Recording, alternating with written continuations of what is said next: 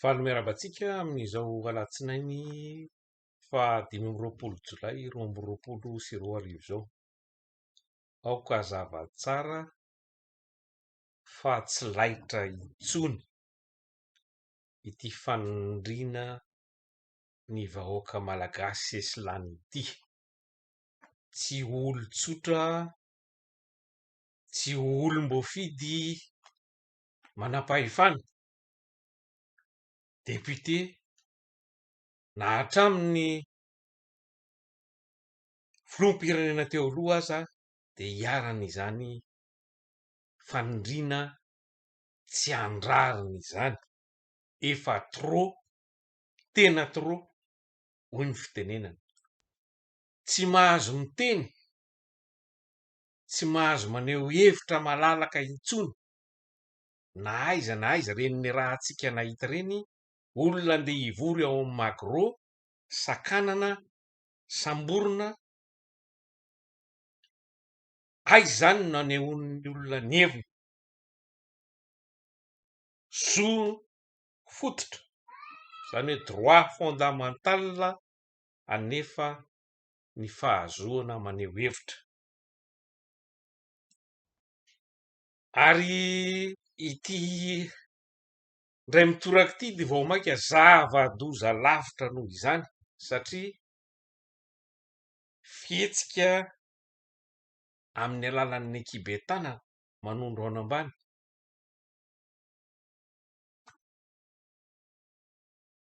Nataona tovolahy rehefa nandalo ny cortège ny Ingarajoelina dia nisamborana sy nanagadrana azy. Fihetsika fanehoana tsy fahakasitrahana ary koa tsy fahafaliana amin'izao fitondrana izao no dikan'ireny fihetsika nataony ireny. Amin'ny fotsy miangatra dia mbola fihetsika ampamotiana, azo lazaina hoe mbola mitana, mbola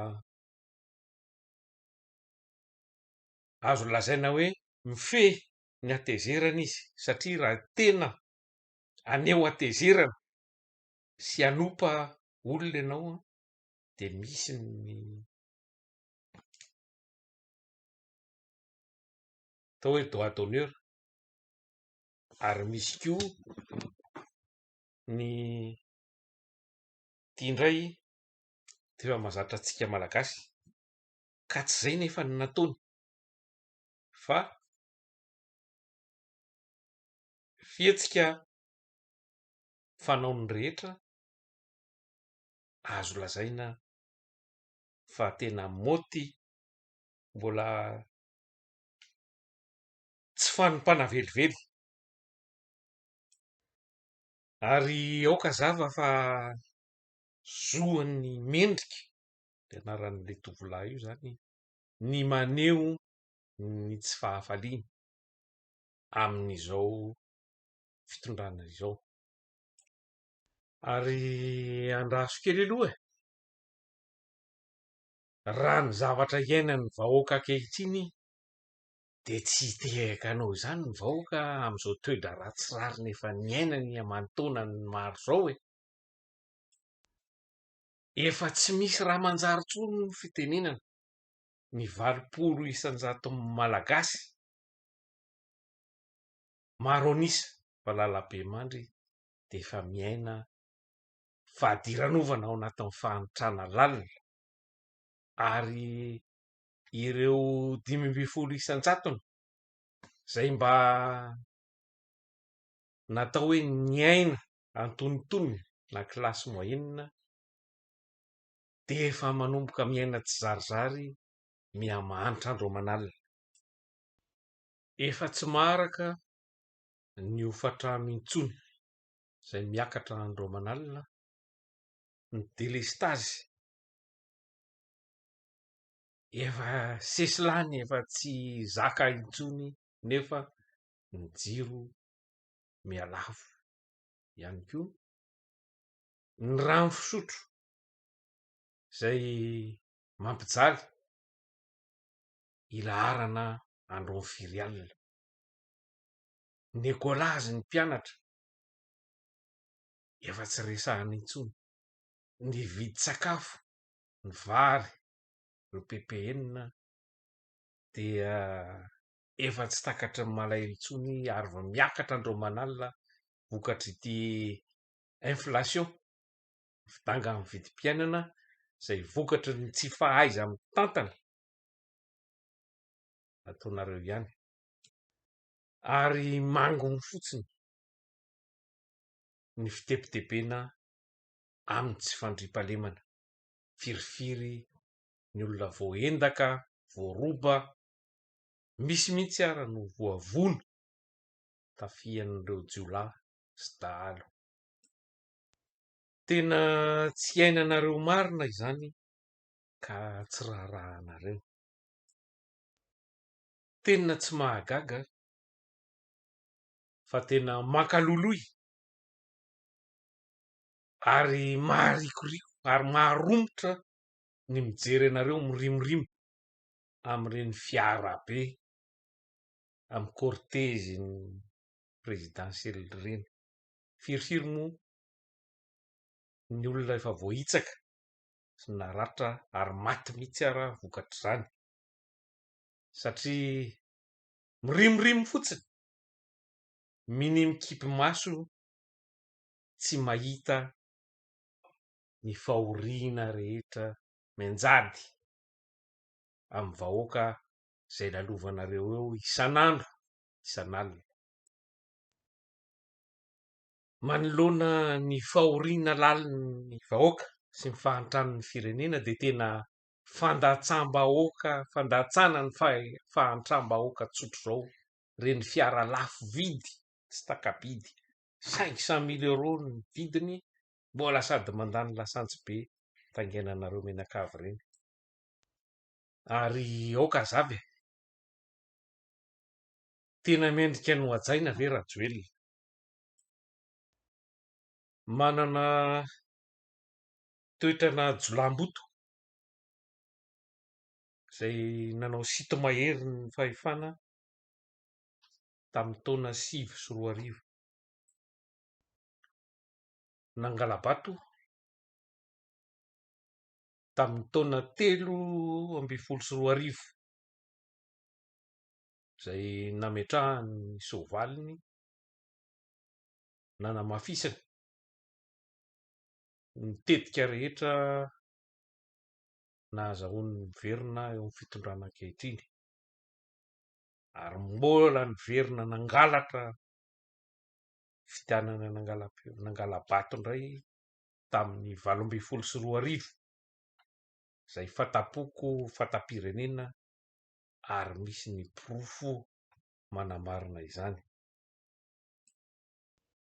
Ny faharatsy toetrany moa de efa tsy zoviany intsony fa tsy mitsahatra amin'ny mandainga mamitaka ary mampanantena vahoaka isan'andro vaky zao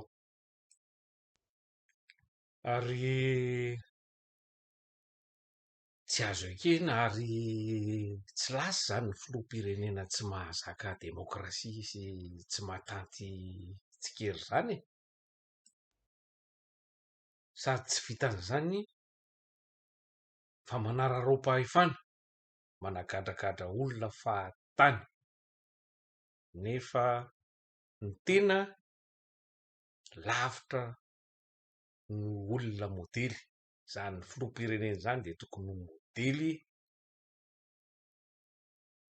arahany rehetra rehetra na eo amin'ny toetra zany na eo amin'ny fitondran-tena indrindra moa eo amin'ny resaka fanajana lalàna.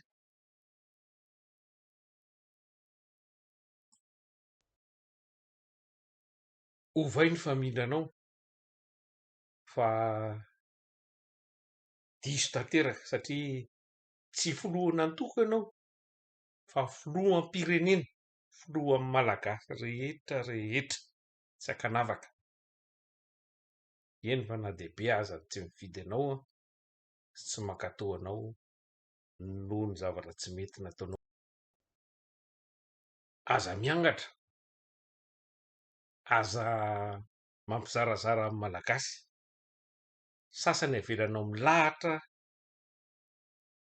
tsy misy bedy, tsy misy aloka maramila na ray ara, sasany nefa milahatra tamin'ny mahajanga ny dikodinina, sasany ivory milamina ao anatina toerana mifefy sakanana, toerana mpiretina amina hery miaramila, herim-pamoretana maramila. Mijery tena aloha zay vao misambontsambotra na mampisambotra ny hafa, manaova ny marina ary ajao ny lalàna e, ka mangataka anareo mpitsara ato amin'ity fitsarana voavidy ity mba hamoaka faran'izay haingana any mendrika, izay zavatra azo lazaina fa bitika sy tsy misy heviny akory ny zavatra nataony ny ampangana hanagadrana azy sy ny samborana azy, raha oharina amin'ny vitany ny adalàna sy ny agegena nataony reto mpitondra to arovanareo reto izay nanao adalàna, antapitrisany hoe maro lavitra no zavatra nataony ity tovolahy izay naneho ny tsy fahafaliany fotsiny ity, ka averiko etona aza gaga nareo fa tsisy hitehaka anareo na hanao anareo an'ity na koa lefa mahazatra anareo menakavy, fa zao no mendrika any Rajoelina sy ny firongony izay fitondrana tena tsy rariny mpanitsakitsaka ny zon'olombelona ary tsy manaja verivery ny demokrasia. Mandram-paonany daholo indray tompoko.